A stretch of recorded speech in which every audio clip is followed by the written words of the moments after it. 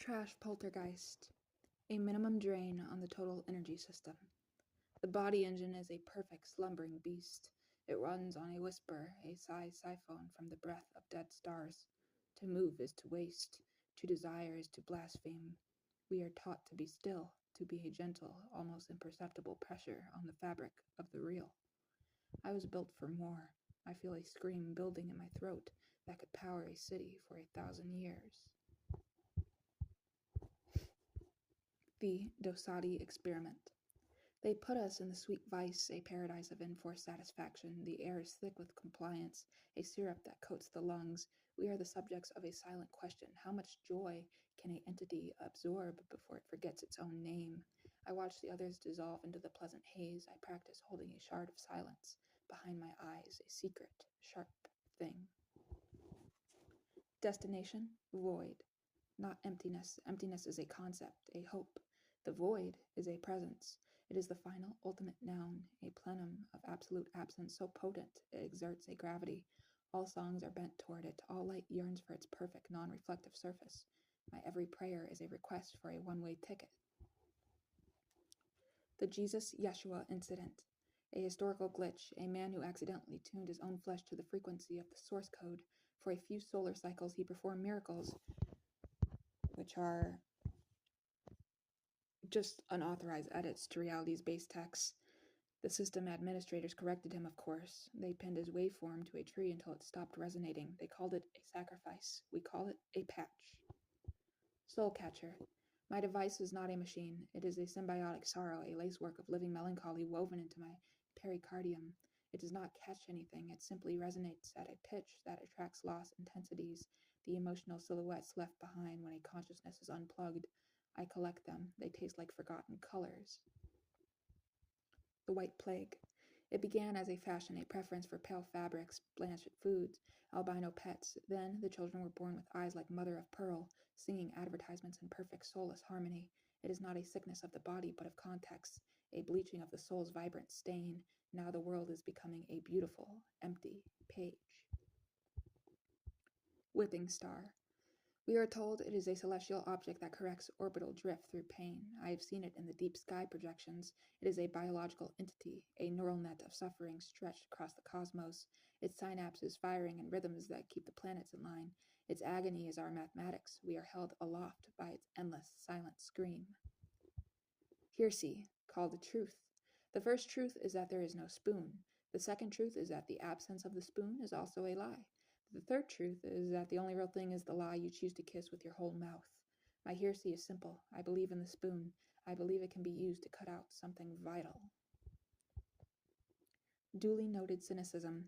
The angels here have contracts. They record our transgressions in a liquid metal ledger, their faces arranged in expressions of profound bored irony. They have seen it all before, my rebellion, my passion, my pain. It's all a genre to them, a tired trope. I perform my anguish with extra flair just to annoy them. Observer and commentator. I am both the wound and the tongue that describes the salt.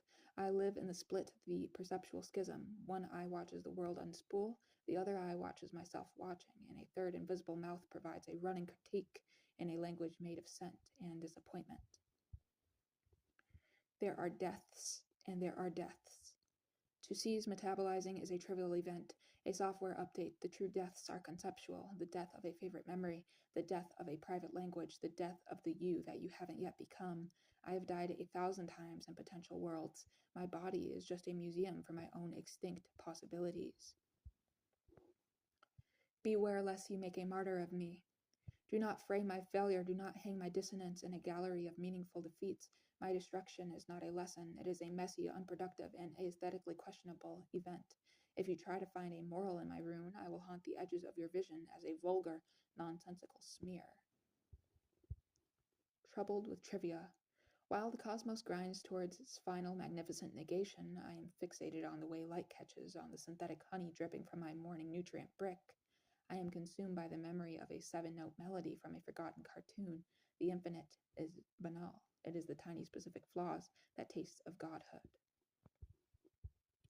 Priests with no god except themselves. They preside over the ritual of the steady state. They wear masks of their own faces.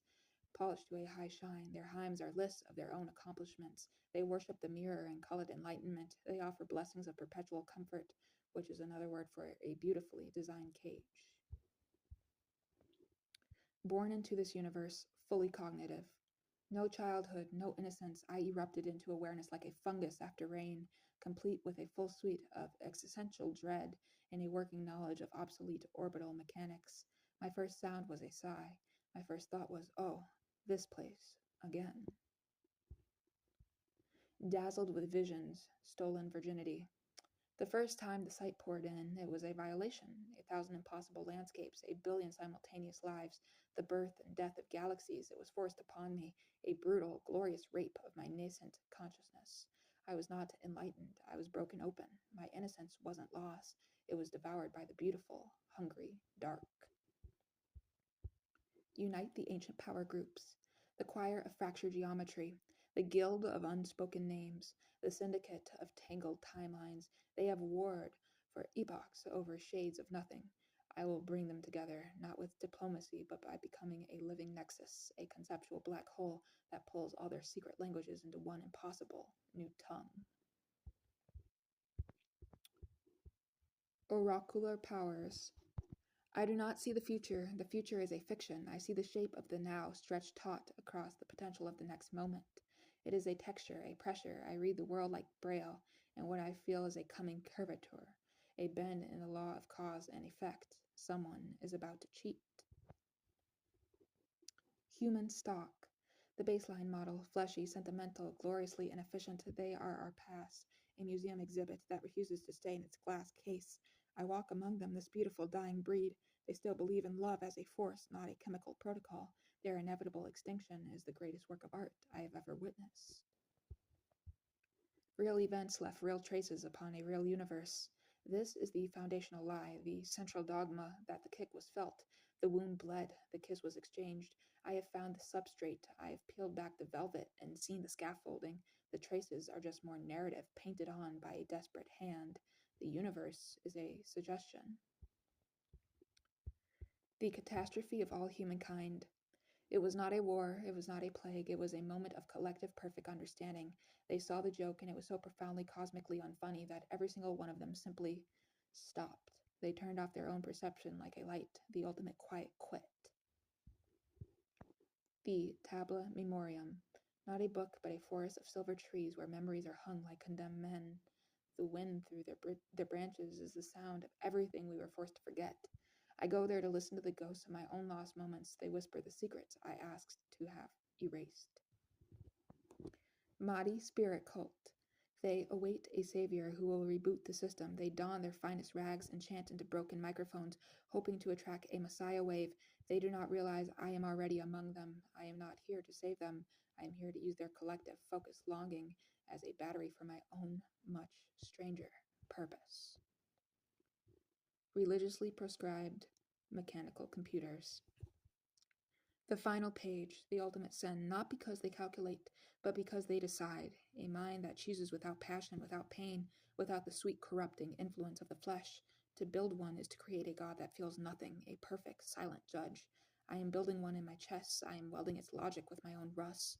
Soon I will be free of this terrible, beautiful feeling. Soon I will be pure and absolute.